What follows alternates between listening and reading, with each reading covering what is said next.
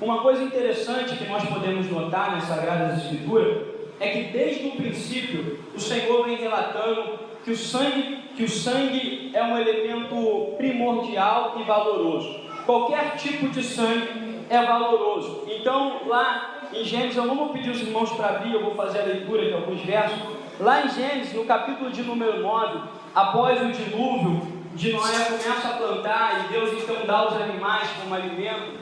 Deus diz que Noé poderia comer dos animais como o seu alimento, como o seu mantimento, mas Deus disse que do sangue do animal Noé não poderia tomar, porque Deus disse que no sangue estaria a vida. Ou seja, Deus começa a mostrar, já em Gênesis capítulo de número 9, que o sangue tinha um valor precioso. Então Deus disse que Noé ele não podia comer nada com sangue. E é algo interessante também, se na lei existia vários preceitos para o povo de Israel, e nós, igreja do Senhor, não vivemos segundo a lei, mas segundo a graça.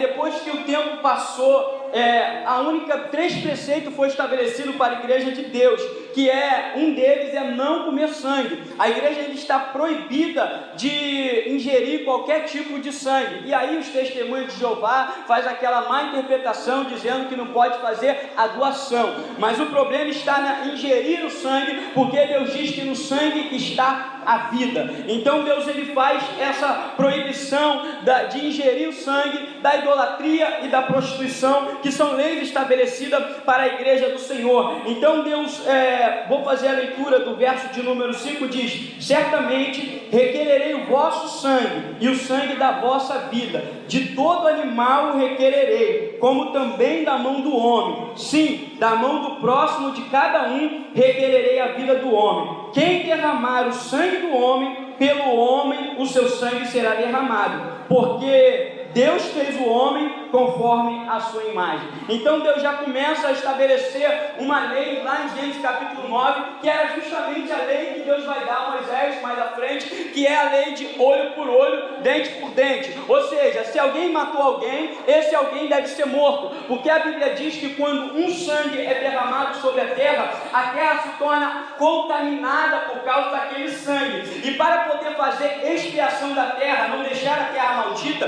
deveria matar o assassino e derramar o sangue dele sobre a terra, para que a terra então não pudesse ser maldita. Mas caso alguém matasse outra pessoa, sem querer, descuidado, caçando, não vendo que era uma pessoa, então essa pessoa podia fugir para uma cidade de refúgio e ficar lá até que o sacerdote viesse a morrer. Ele tinha essa oportunidade de escapar, mas havia um juízo tremendo para aquele que pudesse derramar o sangue. Então com isso nós podemos entender que Deus ele faz uma valoração do sangue. Quando o homem, no jardim do Éden, ele pega contra o Senhor, a Bíblia diz que Deus vem para ele e diz: Adão, tu comeu do fruto que eu mandei que tu não comesse? Adão, comi, Senhor, mas eu não disse que o dia que você comer você iria morrer? Então Adão ali ele prova a morte espiritual, e agora ele olha para a sua nudez. Adão contempla agora o seu pecado, a sua nudez para ele se torna pecado, e ele então se veste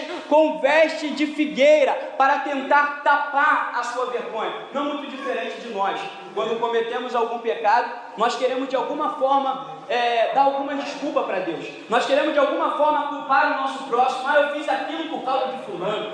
Não, eu fiz aquilo porque alguém me irritou e eu fiquei irado e bati. Então a gente sempre joga desculpa. São as nossas folhas de figueira, ao invés de nós irmos para o Senhor e pedirmos o perdão através do seu precioso sangue. Mas Deus ele dá uma instrução a Adão. Deus precisa matar alguns animais, ou seja, derramar o sangue de alguns animais para poder pegar o corpo daquele animal e vestir Adão da sua vergonha.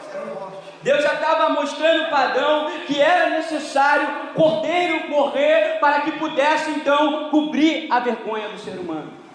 É interessante que se no sangue de animais, no sangue de homens rebeldes que matam uns aos outros, Deus fala que é precioso, o que dizer no sangue do seu próprio Filho? Qual é o valor do sangue de Jesus? Nós lemos aqui o precioso sangue de Jesus. Existe uma valoração a qual nós vamos tentar sondar nesta noite. Nós vamos tentar olhar para as Escrituras e tentar entender qual é o valor do sangue que te comprou. Não foi com prata, não foi com ouro, não foi com diamante. Essas coisas são lixo comparado ao valor do sangue que resgatou e redimiu a sua alma. Essas coisas são lixo comparado ao precioso sangue de Jesus, que tira o pecado do mundo. Essas coisas são nada comparado a essas coisas. O sangue de Jesus é o bem maior que o cristão ele pode ter. O sangue de Jesus é a melhor dádiva que o cristão ele pode receber na sua vida. Louvado seja o nome do Senhor. E se ele é algo valoroso, cabe a nós investigarmos as Escrituras e entendermos para que serve, como ele age, como ele funciona na nossa vida, o sangue de Jesus. Porque como o irmão André falou aqui no culto, as pessoas usam desmedidamente, podemos sangue, o sangue, é o sangue, sem realmente parar e ponderar qual é o poder do sangue de Jesus, qual é a ação do sangue de Jesus, o que o sangue de Jesus faz na minha vida, como o sangue de Jesus funciona na minha vida, o que ele faz comigo quanto crente, para que Jesus derramou o seu sangue. É interessante, isso são algumas questões que nos levam a poder entender. Primeiro, o sangue de Jesus, ele tem um poder redentivo, ele é um poder redentor. O que é isso? Ele tem o poder de comprar e adquirir, como nós acabamos de ler no verso: não foste por pequeno preço que foste comprado, mas pelo precioso sangue de Jesus. Então, você foi comprado de quê? A Bíblia diz que maldito é o homem que não permanecer em cumprir toda a obra da lei do Senhor. Tu quer que eu diga para você os 10 mandamentos? Para você fazer uma análise se você tem permanecido nele? Não roubarás, não matarás, não dirás falso testemunho, não cobiçaste, nunca cobiçou. Nós fazemos isso, nada do seu irmão, a mulher, carro, casa, enfim, todas essas coisas. Não profanarás o nome do Senhor teu Deus. Tu nunca sem querer falou: meu Deus, já estou.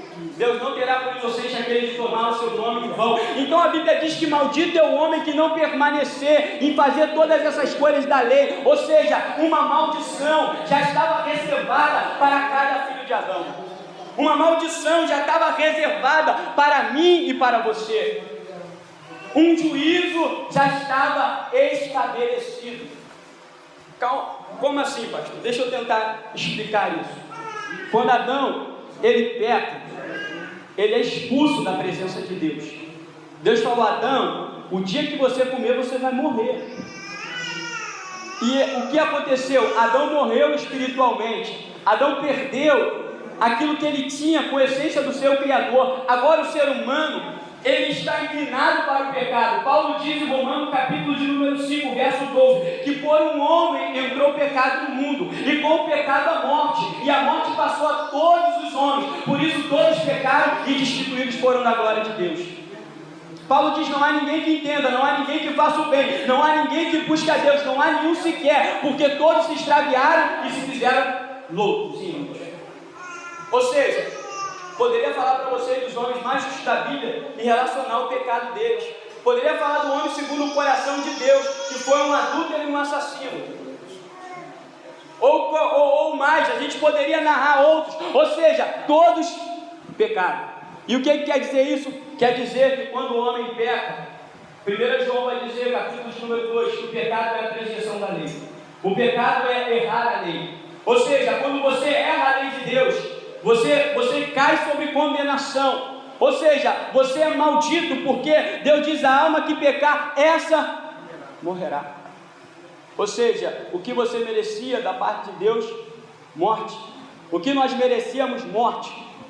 Mas o sangue de Jesus, ele tem um poder redentivo. Ao invés de Deus nos pagar com a morte, ele veio com o seu sangue nos comprar, nos redimir do castigo da lei, para que nós pudéssemos viver em novidade de vida, não mais debaixo do jugo da lei. Louvado seja o nome. Glória a Deus. Paulo diz que a lei, ela tem efeito enquanto o homem viver. Mas se ele morrer com Jesus Cristo, se ele morrer para o mundo, se ele morrer para as suas paixões, se ele morrer para as coisas mundanas. Paulo diz: eu já estou crucificado com Cristo, e já não vivo mais eu, mas Cristo vive em mim. Se a gente começar a viver pela fé no Filho de Deus, e não está mais vivo para o mundo, para o pecado, para as vaidades, então a lei não terá mais domínio sobre nós, não terá mais maldição sobre a nossa vida. O sangue de Jesus nos redime da maldição da lei. O sangue de Jesus, ele nos compra. A lei, em Hebreus 10:1 diz: a lei nunca jamais pode tornar perfeito os ofertantes, com o mesmo sacrifício que ano após ano, perpetuamente eles ofereceram. O que é isso? Quer dizer que na antiga aliança, Deus disse que o sacerdote deveria matar um cordeiro. Deixa eu tentar explicar. O sacerdote pegava o animal e levava diante do povo, e o povo então confessava os seus pecados. O sacerdote colocava a mão sobre a cabeça do cordeiro, e o pecado do povo era passado para o cordeiro. Agora, aquele cordeiro morria. Para quê? Para que o povo fosse justificado. É a lei moral de Deus, que alguém tem que ser punido por causa dos pecados de alguém. A lei moral, ou seja, o cordeiro era punido pelo pecado do povo de Israel. O sacerdote matava, pegava o sangue daquele cordeiro, ia dentro do Santíssimo Lugar e aspergia sobre o propiciatório, fazendo propiciação para nós. E quando o sacerdote voltava, o povo de Israel se alegrava, porque agora eles tinham seus pecados perdoados. Só que os anos iam passando, o pecado ia acumulando, e tinha que fazer de novo. De ano em ano tinha que ser refeito. Só que agora a Bíblia diz que Jesus, de uma vez por todas, ele entrou no santo lugar, e ele mesmo foi o sacerdote e foi o cordeiro que se ofereceu, para que de uma vez por todas pudesse limpar os nossos pecados, pudesse purificar a nossa vida e nos dar reconciliação com Deus eterna e contínua. Louvado seja. Hebreus 10:14 diz: porque ele aperfeiçoou para sempre os que são santificados. Aperfeiçoou para sempre, não de ano em ano. É o perfeito sangue do Cordeiro de Deus que tira o pecado do mundo. O valor do sangue, ele tem uma expiação eficaz. Ele expia o nosso pecado, ou seja, essa expiação fala de limpar a culpa, a dívida. Como isso? Colossenses diz, esqueci o verso, sou péssimo em gravar, perdoa. Colossenses diz que a cédula que era de dívida foi pregada por Deus na cruz. Como assim? Irmão, todas as nossas obras estão escritas diante de Deus. Não sei se vocês sabem que existe um anjo que anota tudo isso, anota tudo que nós fazemos. E a Bíblia diz que em Daniel os livros vão se abrir no juízo final, abrir-se-ão-se os livros, e os homens vão ser julgados segundo as suas obras. Só que as anotações de dívida daqueles que creram, dos eleitos de Deus, daqueles que têm fé em Jesus Cristo, sabe o que foi feita? Havia uma relação minha. Pastor Leandro, que antigamente estava no mundo cantando funk, se prostituindo, tinha um bonde de funk, havia uma relação lá. Prostituto, ladrão, maconheiro, cheirador, enfim, as coisas que eu fazia estavam relacionadas para eu ser condenado. Mas Deus falou: me dá isso aqui, que eu vou pregar na cruz do Calvário. E na cruz do Calvário, toda a nossa dívida, todo o nosso erro foi pregado por Jesus naquela cruz do Calvário. Todo o nosso erro, na cruz do Calvário, Jesus pagou o preço por nós. Ele entrou no nosso lugar. A expiação aqui é importante entender isso. Essa expiação é de substituição, ou seja, maldito o homem que não permanecer na lei, já disse isso. Nós não cumprimos nada, mas para satisfazer a justiça de Deus, alguém ia ter que cumprir tudo. E quem é esse? Jesus, o Filho de Deus. Ele vem, não mente, não rouba, não cobiça, adora a Deus todos os momentos. Quantas das vezes nós falhamos? O primeiro mandamento nós confessamos toda hora, todo dia. Eu acho que de minuto em minuto, André. Amarás o Senhor teu Deus de todo o teu coração. E nós falhamos nesse mandamento, nos entregamos à nossa vaidade, ao nosso conforto, à televisão, ao computador, já falhamos. Mas Jesus não teve um minuto que ele não adorou o Pai perfeitamente. Ele adorava a Deus a cada minuto, a cada segundo, e ele cumpriu cada observação da lei. Ou seja, ele trouxe justiça. Ele foi o único homem que fez justiça à lei de Deus. E havia crédito nele, justiça nele. Agora o que ele faz?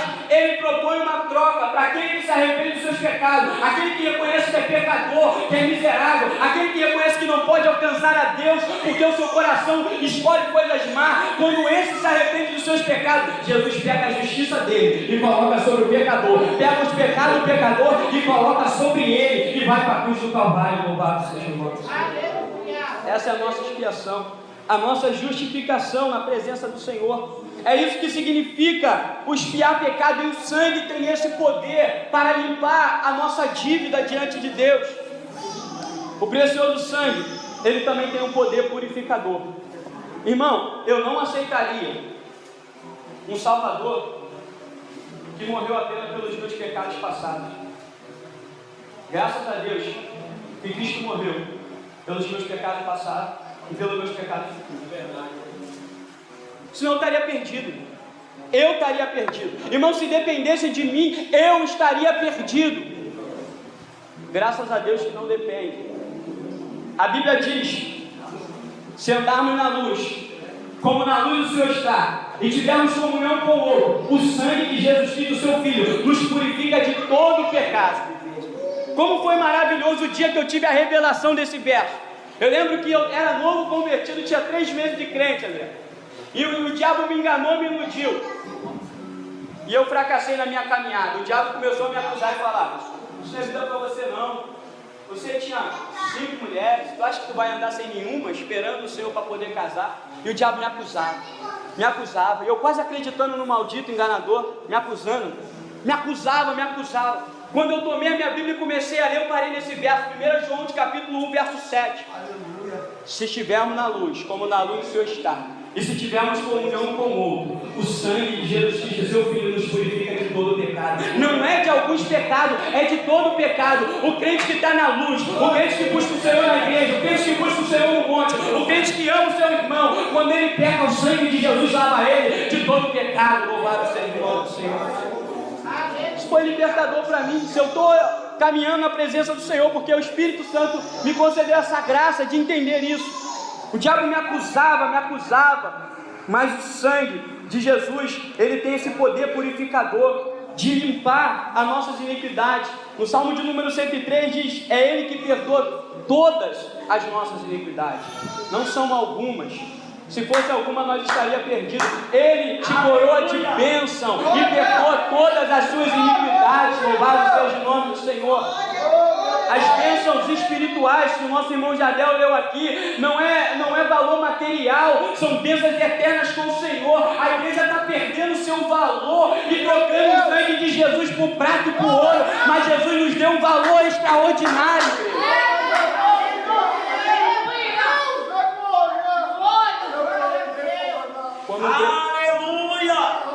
Quando um pregador subir aqui no púlpito, em qualquer lugar que vocês forem, e falar que Jesus morreu para te fazer rico, fale na cara dele: você é um mentiroso. Jesus não nos morreu para fazer rico. Nós somos peregrinos e forasteiros nessa terra. Deus pode nos abençoar? Pode, eu tenho sido abençoado. Ele pode, Ele quer nos abençoar, é claro, mas o valor da igreja está mudando, está saindo da santificação, está saindo da transformação igual à imagem de Cristo para uma coisa material e mundana, e a igreja está se perdendo o seu caminho. A igreja está se perdendo. Jesus morreu para nos santificar. Ele disse que Ele morreu para poder santificar a sua igreja e apresentá-la sem mancha e sem ruga, gloriosa a Deus. Não são muitos ricos desse mundo que são chamados, mas são os pobres, aqueles que não são, para confundir os que são. Jesus disse: Pai, graça te dou porque ocultaste dos sábios entendidos e revelaste aos pequeninos. Ou seja, é quase impossível um rico entrar no reino do céu, mas Deus escolheu os pobres desse mundo para fazer rico na sua presença. Bendito Senhor. É isso que eu leio no Evangelho. Um evangelho que chega até Cristo e Cristo fala: dá tudo aos pobres e me segue. E aquele jovem não pôde, se contristou e saiu. Tinha seguido os mandamentos todos desde a sua mocidade, mas estava pegado ao material.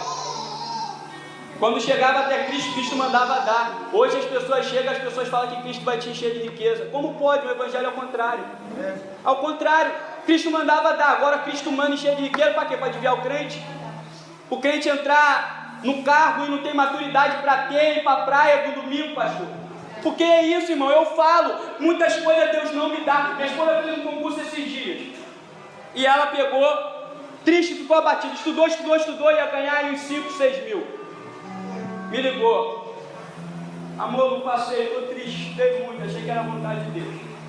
Eu só falei para ela: todas as coisas cooperam para bem aqueles que amam. E eu falei: se Deus não deu, foi a vontade soberana dele, nós não estamos preparados. Graças a Deus por isso. Essa é uma realidade do crente, irmão. Nós temos que estar firme em Deus, firme em Cristo. Isso é o que a igreja precisa hoje. Estar firmada nas promessas de Jesus. Aí o crente pega o versículo e fala: mas pastor, eu ouvi dizer que Jesus disse que no mundo tereis aflições, tem de bom ânimo, eu venci o mundo. Eu vim para dar vida e vida com abundância. Sabe o que significa essa palavra no grego? Vida com abundância significa vida de Deus em abundância na sua vida. Cristo morreu para te reconciliar com o Pai. Ele rasgou o véu para você entrar no Santo dos Santos. E a intimidade que Adão perdeu, você tem de novo com Jesus. Porque esse é o maior bem que o crente tem. Não tem ouro, não tem prata. É a glória do Espírito Santo na vida do cristão. É o seu maior bem, louvado seja Deus. E assim, o mundo tenta roubar isso de nós. O diabo tenta roubar isso de nós. A nossa carne fraqueja para nós perdermos isso, mas nós temos que estar diante do Filho de Deus, pedindo a sua misericórdia e graça. O sangue de Jesus, ele tem o poder de nos preservar. Aquilo que o Jardel já falou aqui. Deus falou ao povo de Israel que saísse do Egito, e a última praga, a 10ª praga seria o anjo da morte, que viria com a sua espada matar todo o primogênito. Mas Deus falou a cada família de Israel: tome um cordeiro de 1 ano, sem mancha, sem mácula. Mate esse cordeiro. O pai pegava então um cordeiro, matava ele, colocava o sangue na bacia, botava ele para assar, para comer da carne do cordeiro. E agora ele pegava um ramalhete, uma espécie de molho de planta, de sopo. Lembra que o salmista Davi diz no Salmo 51: purifica-te com o sopo e eu ficarei puro? É isso que ele estava falando. O pai pegava o sopo, enfiava no sangue e passava na verga da porta e colocava o sangue aqui na verga da porta. E Deus diz: quando eu ver o sangue, eu vou passar de largo sobre os filhos de Israel, eu vou passar longe dos filhos de Israel. Quando Deus vê o sangue do cordeiro, o mal não pode tocar, a ira de Deus não pode tocar, o castigo de Deus não pode tocar, o diabo não pode tocar, o principado não pode tocar. Aonde está o sangue de Jesus está coberto e protegido, louvado. Eu creio. Aleluia. Oh, Espírito de Deus. Esse sangue, quando eu ver o sangue, eu passarei por vós. Deus diz: quando eu ver o sangue, eu passarei por vós. O sangue de Jesus está sobre a nossa vida, igreja. Deus olha e Ele vê o sangue. Louvado seja o nome do Senhor. Ele olha, ele vê o sangue, mas precisa estar na aliança, na nova aliança, no pacto que o Senhor fez com seus filhos. Porque, irmãos, nós temos visto uma era na igreja, que a igreja marca, se você abrir a sua Bíblia em Apocalipse e ler, do capítulo 1 até o 3 vai falar das igrejas. São 7 igrejas que existiram, mas é uma mensagem profética para a igreja. São 7 eras que a igreja atravessou. A primeira começou a deixar o primeiro amor, a igreja de Éfeso. Tenho, porém, contra ti que deixaste o teu primeiro amor. Lembra onde caíste e pratica as primeiras obras. E começa idolatria na igreja, como o irmão falou aqui. Perseguição da liderança, jugo. Aí Deus traz uma reforma e vem a igreja do amor, a igreja de Filadélfia. Mas o que segue é a igreja do avivamento e do evangelismo é a igreja de Laodiceia. E é o tempo que nós estamos vivendo. Nós nunca vemos a igreja do Senhor visível, tão rica, mas tão sem poder de Deus. É aquela igreja morna de Apocalipse que Deus diz: eu vou vomitar da minha boca. E essa é a era, mas o interessante é porque cada fase passou, mas vai se misturando, porque ainda vai haver igreja de Filadélfia ainda, vai haver remanescente ainda, porque a Bíblia diz que o remanescente será salvo. E eu acredito que enquanto alguns vão se sujar, outros vão se santificar ainda, e a Bíblia diz que bem-aventurados são aqueles que lavaram as suas vestiduras no sangue do Cordeiro. E é o tempo de nós, igreja do Senhor, lavarmos a nossa veste, é o tempo de nós, igreja do Senhor, nos entregarmos para Deus sem reserva, buscarmos a Deus sem qualquer tipo de reserva, igreja. É o tempo de nós buscarmos ao Senhor. O sangue de Jesus, ele tem um apelo predominante fantástico. A Bíblia diz que o sangue de Abel ainda fala. Mas sabe o que o sangue de Abel ele fala? Deus diz: Caim, o sangue do seu irmão clama desde a terra. Sabe o que o sangue de Abel ele pede? Vingança. E Deus manda Caim, não mata Caim, perdoa Caim, mas coloca uma marca nele e ele vira vagabundo e forasteiro sobre a terra. E o sangue de Caim clamando por vingança. Mas agora o sangue de Jesus na cruz do Calvário, sabe o que ele clama? Perdoa, Senhor, porque eles não sabem o que fazem. É o sangue do perdão. O sangue de Jesus clama por perdão sobre aquele que crê, sobre aquele que se arrepende. O sangue de Jesus é o que advoga a nossa causa. Um dia Deus mostrou algo interessante. Eu fico meditando com o Senhor e Deus me mostrou algo bonito nas Escrituras assim. A Bíblia diz que o diabo é o nosso acusador. Satã, adversário, acusador, o grande acusador. E ele vai diante de Deus acusar de dia e de noite. A Bíblia diz, ele foi lá acusar Jó, enfim. Só que ele chega diante de Deus e lança todos os nossos pecados diante de Deus. Nós temos um advogado tão bom, mas tão bom o nosso advogado. Ele é tão bom que ele não usa a palavra para nos defender. A Bíblia diz: pode uma mãe esquecer do seu filho que ainda amamenta, mas Jesus diz: eu não esquecerei de ti, porque eu os tenho cravado na palma das minhas mãos. Ele só mostra a mão para o Pai e diz: Pai, eu paguei o preço por eles, eu comprei a vida deles, eu resgatei eles. Quem tentará acusação contra os escolhidos de Deus, se é Deus que os justifica? Deus é justo e justificador daquele que tem fé em Jesus. Ele é justo e Ele é o justificador. E nós somos o que? Nada, miseráveis, carentes da glória de Deus. O sangue do Senhor, Ele advoga pela nossa causa. O sangue de Jesus, Ele revela algo também bonito. Ele vem quebrantar o coração do homem. Sabe por quê? O coração do homem, a Escritura diz que é muito mau. Não sei se você já leu Isaías 17:9.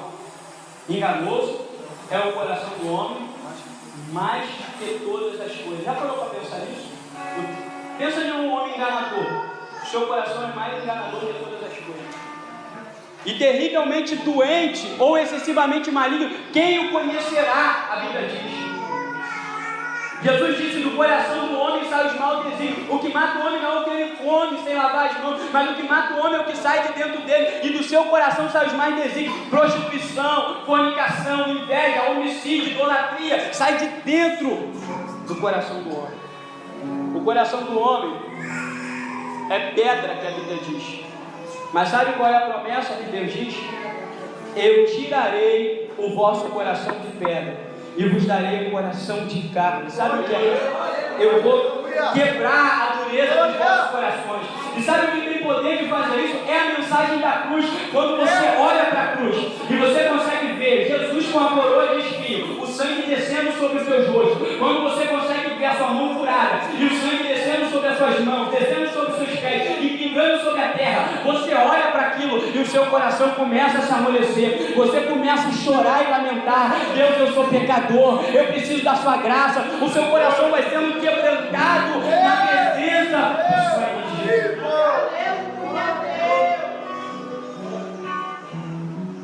E Zacarias 12:10 diz: e olharão para mim, a quem transpassaram, e prantearão como quem pranteia por um unigênito, e chorarão amargamente por ele, como se chora amargamente pelo seu primogênito. Vão chorar quando olharem para Jesus e verem a ferida em Jesus. Nós deveríamos chorar ao olhar para as Escrituras e ler esse quadro. Nós deveríamos nos quebrantar ao olhar em cada ceia que nós vamos tomar, a comer do pão, a beber do vinho. Nós deveríamos chorar. Nosso coração deveria se quebrantar na presença do Senhor. O sangue deveria amolecer o nosso coração de tal maneira. O sangue, ele traz paz. Ele tem o poder de pacificar o cristão. Romanos capítulo 5 diz que nós temos paz com Deus através de Jesus Cristo. Por que ter paz com Deus? Nós não tínhamos paz com Deus. Segundo Efésios 2, nós éramos filhos da ira por natureza. A nossa própria natureza atraía a ira sobre nós. Éramos escravos do pecado. Todo aquele que comete pecado é escravo do pecado.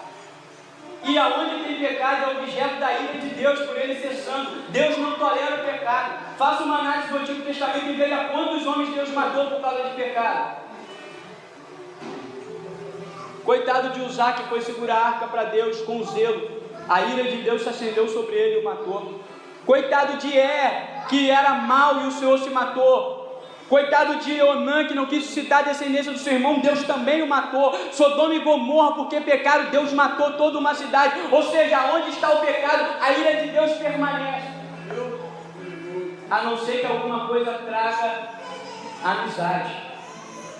Se tiver inimizade, a ira de Deus permanece. Mas a Bíblia diz que pelo sangue de Jesus nós temos paz com Deus. Pelo sangue de Jesus o pecado é removido. Então nós temos paz com Deus. Sem essa paz nós somos objeto da ira do próprio Deus. Quem joga no inferno não é o diabo, é Deus. A Bíblia diz que não tema aquele que não pode fazer nada contra a alma e o corpo. O diabo não pode fazer nada, os demônios não podem fazer nada. Eu vejo crentes se desviando de macumba. A Bíblia diz: não tema esse. Antes o seu temor seja daquele que pode jogar a alma e o corpo no inferno. Seja de Deus o seu temor. Seja do Senhor. Então só tem uma coisa: ou o crente, ou a pessoa está sob o juízo da ira de Deus, ou ela está abaixo do sangue de Jesus, guardado em amizade plena com o Senhor. Aleluia! Isso é o que nós temos que examinar na nossa vida, pelos nossos frutos. O sangue, ele tem uma influência santificadora. A santificação do crente procede da cruz. Seria tão bom se o dia que Deus viesse para nós e nos regenerasse, fizesse uma nova criatura, o pecado deixasse de existir e a vontade de pecar também. Seria tão bom. Mas só que Deus vivifica o nosso espírito que estava morto, mas a carne continua em nós. E existe um trabalho para o cristão. Qual é o trabalho? Crucificar as obras da carne. Romanos 8,3 diz: se pela carne viverdes, vocês vão morrer. Mas se pelo Espírito crucificares o feito da vossa carne, vocês vão viver. Ou seja, os padres antigamente ajoelhavam e batiam nas costas. Sabe para quê? Ajoelhavam no milho, nas pedras e batiam com um pano molhado. Sabe o que eles estavam fazendo? Mortificando a carne. Mas não existe uma forma do crente mortificar a carne com o seu próprio braço, com a sua própria força. A Bíblia diz: maldito o homem que confia no homem. Não tem como dessa maneira. Se pelo Espírito mortificar. O Espírito te chama a mortificar. É o Espírito que te convida a orar. O Espírito te convida a jejuar. O Espírito te convida a ir para o monte. O Espírito está te chamando a mortificar a carne e a renunciar ao pecado. É o Espírito.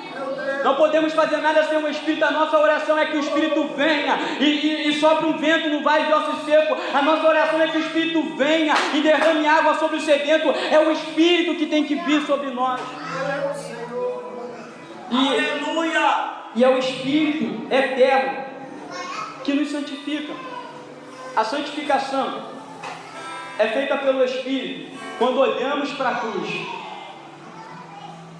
Irmão, você deveria meditar todos os dias, na obra da cruz de Cristo. Levante pela manhã e pense no que Cristo fez por você na cruz. O quanto Ele sofreu, o quanto Ele padeceu, e alcance graça a partir desse ato dele, para você se santificar. O sangue de Cristo, ele é um agente santificador do cristão, e ele dá pleno acesso. Para a gente finalizar, a gente não tinha acesso a Deus. Jesus, ele diz uma coisa que eu acho bonita: eu sou o caminho, eu sou a verdade, eu sou a vida. Eu vou abrir um parênteses na mensagem para falar de uma coisa que tem me incomodado. Pastor, alguma coisa que tem me incomodado muito. Eu tenho visto nesses dias a igreja totalmente desequilibrada. Se você fizer uma análise da história da igreja, a igreja faz assim: ela não consegue andar equilibrada. A igreja antigamente matava judeu, só que hoje a igreja bota o judeu no pedestal e adora. Por que eu estou falando isso? Porque Paulo brigou o tempo todo no início da igreja para tirar de nós o jugo da lei. Só que hoje alguns homens querem colocar o jugo da lei. Se você ouvir alguém por aí dizendo: irmão, a lei não foi abolida, você não pode comer carne disso, você não pode fazer aquilo, para trás de mim, Satanás, se eu te repreendo.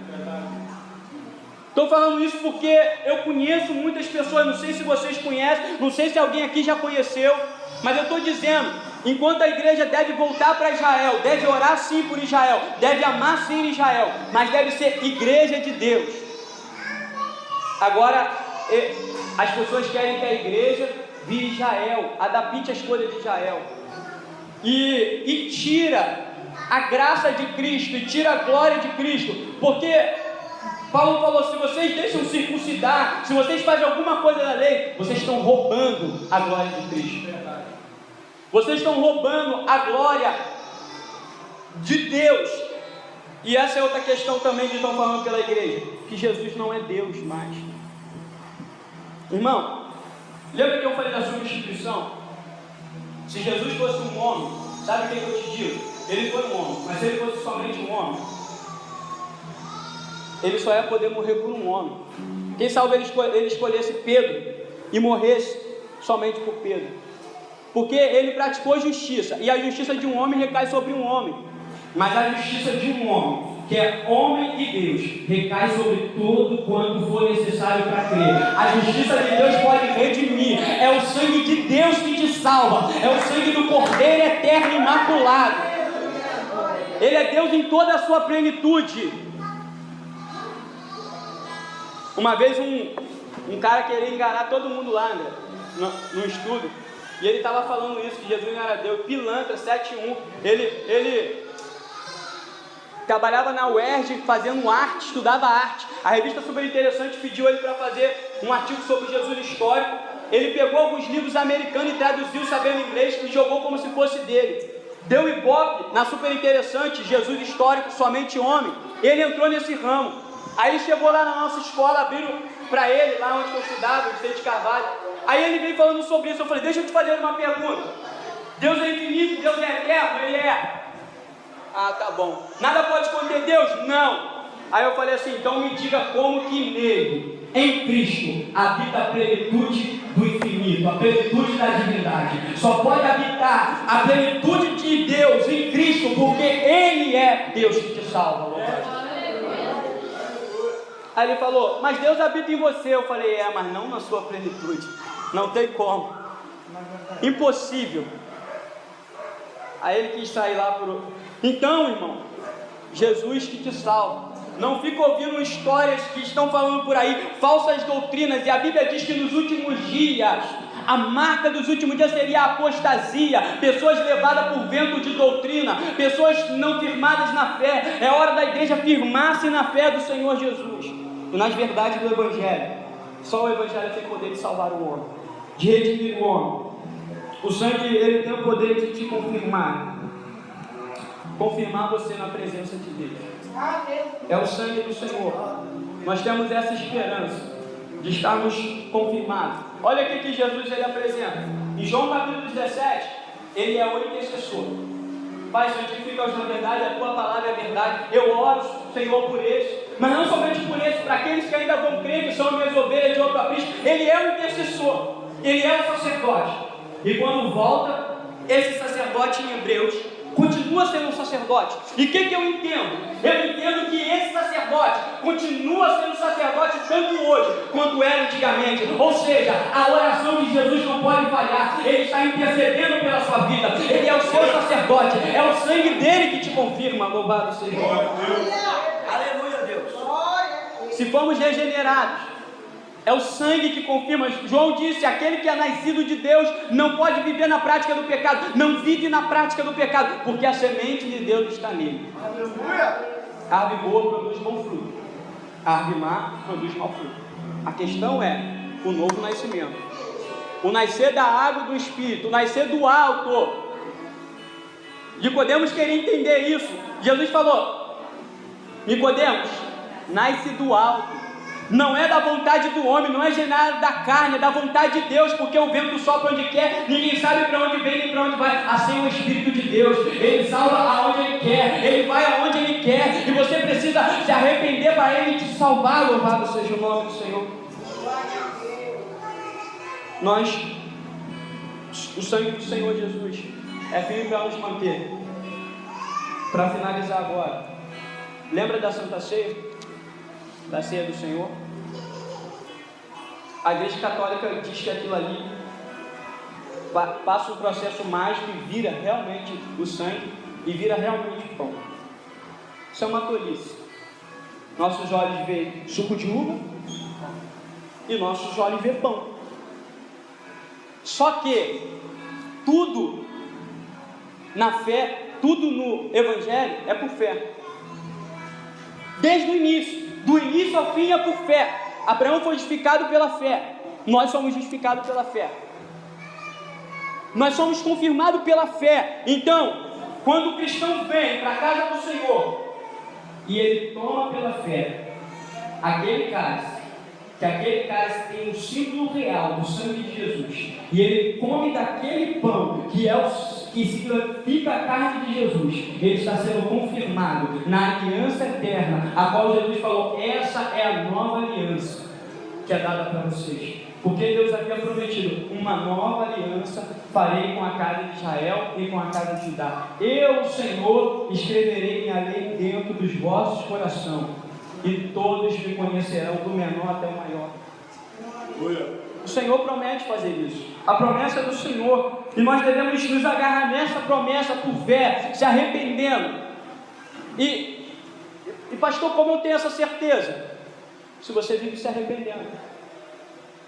Pecamos todos os dias. Quem disser que não tem pecado chama Deus de mentiroso. Eu peco todo dia. Todo dia. Eu sou um pecador aqui. Só que sabe qual é a diferença? Pecador arrependido. Pecador se arrependendo. Se existem novos pecados, precisa-se de nova confissão. O crente vive um eterno arrependimento na presença de Deus. Cada dia você precisa chorar e se arrepender e confessar com seus lábios seus pecados, porque tem poder no sangue de Jesus para nos purificar de todo pecado. O sangue de Jesus, ele nos dá poder para vencer. Fecha. Mas é vitória. É vitória final. A criação geme com dores de parto, esperando a redenção. Terremoto, maremoto, a marca dos finais do tempo. E nós também gememos. Lembra o que foi dito de Ló? Que a sua alma se angustiava todos os dias. Por que a alma de Ló se angustiava todos os dias? Porque ele olhava o pecado de Sodoma e Gomorra. Assim é o crente nesse mundo. A alma dele deve se angustiar com essa sujeira, e certamente se angustia de ver o mundo como está. Mas a Bíblia diz que essa é a hora de nos alegrarmos, porque próximo está a nossa redenção. É a vitória final. Os filhos de Deus aguardam a redenção, e é a glorificação. Essa é a vitória do crente. E lá em Apocalipse diz: eles o venceram pelo sangue do Cordeiro. Nós vencemos pelo sangue do Cordeiro, pela palavra, pelo testemunho, mas principalmente pelo sangue do Cordeiro.